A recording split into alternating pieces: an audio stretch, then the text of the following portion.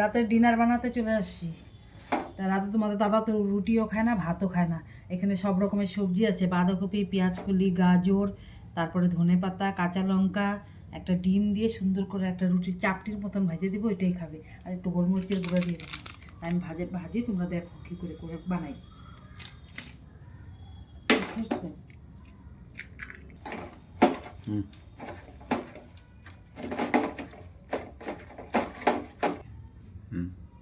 এখানে আমি একদম অল্প একটু সাদা তেল দিছি, এর মধ্যে এখন একটু দিয়ে দিবি।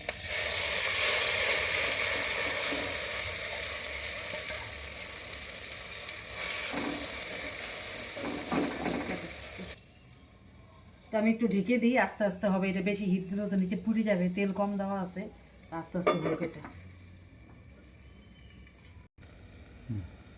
আমি এটা উল্টাই দিই, এমনি তো উল্টানো যাবে না।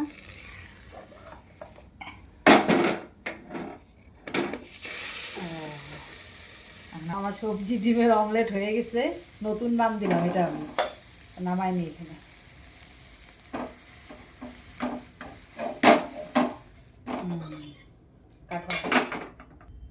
ছেলের জন্য ভাজবো পরোটা। এক একজনের এক এক রকম খাওয়া দাওয়া আমাদের বাড়িতে রাত্রে।